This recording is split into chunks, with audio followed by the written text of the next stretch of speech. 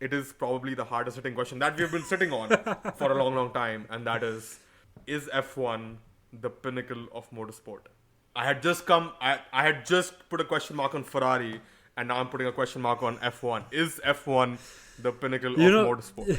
Clearly, I'm not in a good mood. Clearly. no, I was going to say, with the sort of plans we have for next season, we are set. We are ending this season on the right note, sort of. You know. Yeah. But yeah, I mean, see, it's And there's two aspects of it, right? Like when we talk about motorsport, there's two aspects of it. One is the motor, which is the car technology side of it, the and the sport. other is Yeah. the sporting aspect of it. And here's my argument. And the way I look at F1, I can give you the short answer, and I will say F1 is the pinnacle of innovation in motorsport. Yeah. Is F1 the pinnacle of motorsport? No. Because it is only a pinnacle of the motor and not Yeah, the sport. that's pretty much it. And the reason I say that I think a lot of people might also argue that, oh, hey, there's a lot of technology going into LMH, LMDH, and some of the new electric series racing series coming out, Formula E, and so on. And I'm like, yeah, but F1 is on boundaries of technology and has been doing so for a much longer period of time. And it has taken the initiative to do that before the automotive market has made those Yeah. gains in terms Exactly. of technology, right? So Curves came in like 2009. Then the next iteration is what we know as ERS now. Then we had the MGUK, and then now we have the we had the MGUH, and now we are increasing battery power to basically what Formula E is delivering at the Yeah. wheels, right? I think 350 kilowatts or more, and then that sort of thing, right? Biofuels. We are So- working on biofuels. Formula One was and biofuels, and so clearly ahead of the innovation, right? With endurance racing, yes, your car has to last that much longer. In F1 it doesn't exactly have to. You can take penalties and so on, but in endurance racing that is not the case. It has to last 24 hours, 6 hours, 8 hours, whatever that time mark is every race, and then you can change components in between. uh, does that mean does that require great engineering? Yes, 100%. But is it pushing the motor, the car as much as F1 is? Maybe not, but it's there or thereabouts, right? Like, I'm a fan of endurance racing. I'm a fan of what goes into building those cars and building the car in such a way it's made for that much longer. How F1 cars used to be made for Yeah. one race. So I'm a big fan of that also, to really eke out as much performance as possible in a given time frame. So, but yeah, so F1 is definitely there. But from a sporting perspective, especially from a driving perspective, I think this. And the reason I say that, okay, F1 was a great season last year in 2021, right? And that was the best season since 2014, 2013, 2012. That four, not 2013, but like 20 2010, 10 and 2011, 12. let's 10 say. and 12. Yeah. 10 and 12, yeah. 10 and 12, right? So, 10 and 12, yeah. 10 and 12, right? So, we haven't had such a close season in a long time, but there are other sports which create that, sporting sense much more often and much more regularly. Yeah. Whether that's IndyCar, whether that's, or they're more grueling from a sporting perspective than from an individual event perspective. Now, F1 obviously has a huge calendar now, but that was not the case, let's say, 10 years ago, right? It still had enough races, but it wasn't a huge calendar. So, from a sporting perspective, is it more challenging now than it was 10 years ago? In some ways, yes. In some ways, no, right? Because yes, you need, you are traveling more, it's more time at the races, but the technology is more sound, it's much safer, it's not as dangerous. Whereas, let's say, WRC, I think any form of time attack Yeah. racing is the pinnacle of sport, in my opinion, because you are racing against an absolute entity, which is time. And you don't racing against an absolute entity, which is time. And you don't know where the others are pretty much until you are towards the end of your rally Yeah. event. After multiple as stages. you get Yeah. multiple stages, yeah. WR2C, like the Dakar rally, or the way more grueling from a single event perspective and a driver perspective and a team perspective, because you are in those harsh conditions. You're racing for basically a week because you have to build up to that Yeah. and then wind down and take care of everything in between. So I think from a sporting perspective, there's a lot more out there that is more exciting, more grueling, more dangerous, and so on and so forth than F1 is. So I think that is because we have thought about and talked about it so Yeah. much offline that it got compiled into a short answer instead of a You discussion. know, you are absolutely right because, like, first of all, splitting it into motorsport and motor part, Formula One's innovation is like Formula One has innovated beyond what people needed because, like, it has been the leader of innovation. Innovation only happens like it's only innovation when you create something no one needs and you give it to people, sort of, right? And Formula One, uh, like, innovated beyond whatever was needed, and everything has trickled down to other motorsport in some way or shape or form, and even to road cars, even to like hospital emergency rooms. Other like all these all these motorsport companies now, if they don't have an automotive manufacturer linked with them, or they aren't an automotive manufacturer, they have an applied engineering Yeah, group that is taking on yeah, exactly. commercial And projects. I mean, I mentioned the hospital operation rooms because there was some case study about how F1 pit stops operate, and to apply that to hospital, operation theaters and things like that. And the work Dr. Simons did for Formula One safety was applied to the medical field. So all that is true, and innovation and F1 leads in that. But when you look at sport, we talk about racing and we talk about driving. And in terms of driving, as you said, there's nothing more exciting than rally, than driving against time and driving against yourself, basically.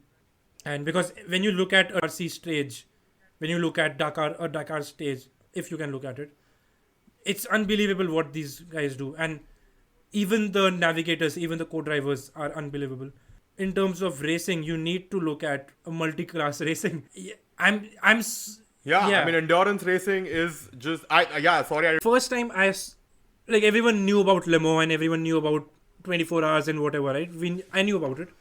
But the first time I saw multi-class racing, the first time I saw an LMP1 car trying to overtake two GTE Pro cars that are fighting, and then an LMP2 car without blue flags, was it was so cool to my 12-13 year old mind, you know. It was so cool. And I mean, if you follow Le Mans in LMP GTE till last year, you can see how exciting it gets, even in the lower categories. yeah. And Formula One is not that exciting in terms of going for the win, as such. So I think the question now is, what in your opinion is the pinnacle of motorsport, and how would you define that? Because when I was tearing down F1 as the pinnacle of motorsport, like most people, say it to be, I just had to break it down into two categories, and that was motor and sport, and I could Yeah. I could make an argument for it. But what, in your opinion, is the pinnacle of motorsport, and why? See, now How would you make a case for that? you have put me in a very difficult position. See, at the top of the podcast, I said Fred Vasseur was like whatever I said about him, and now you are telling me to do this. This is not right.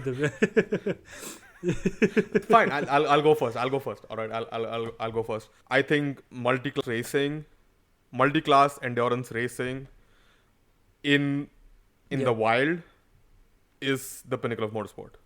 So that is the Score series, the Score Baja series, and the WR2C.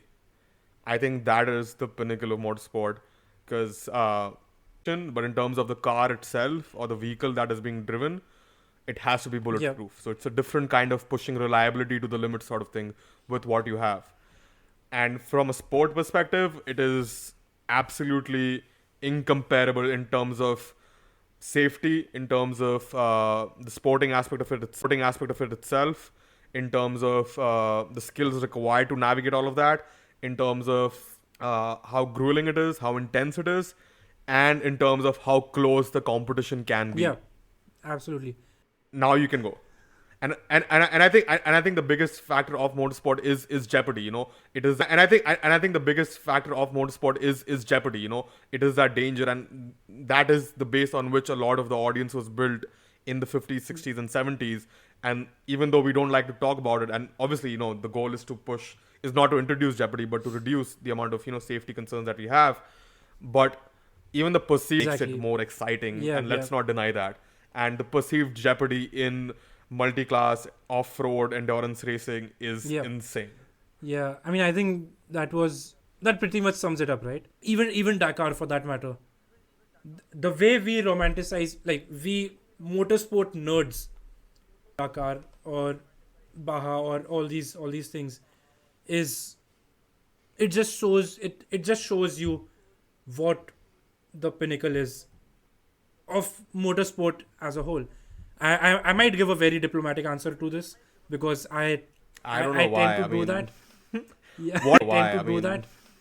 Yeah. what is the true answer? No, What do you really feel, Vedant? Let's get real here.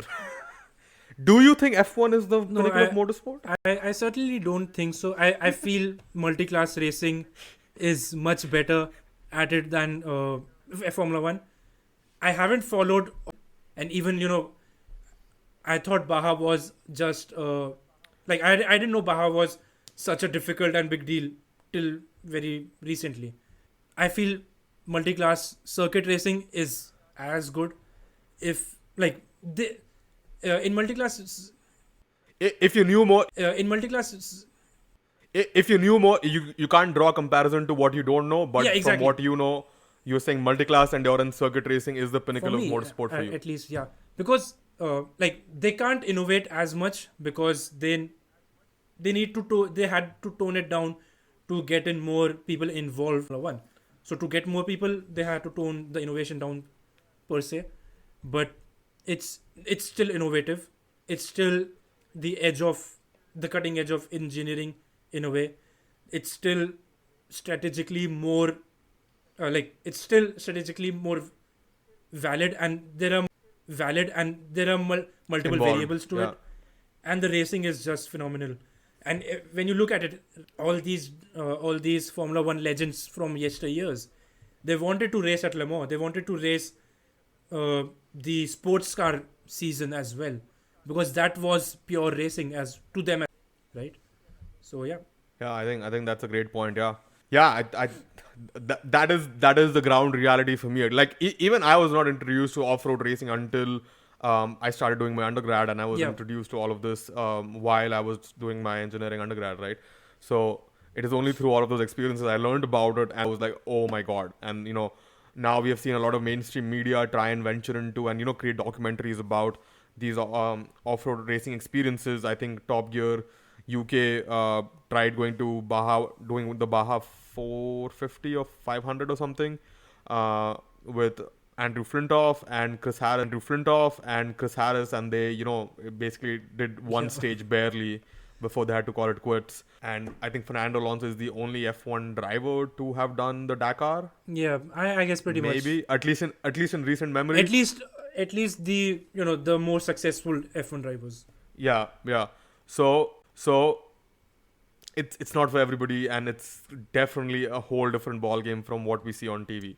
It's the world of its own, and you need to really try, and it won't come to you. You have to go to it in a way. Yeah, I mean, If that makes any sense. Baja is pretty American landscape, and you don't hear much of Baja like outside the motorsport world in Europe or in Asia, all these places.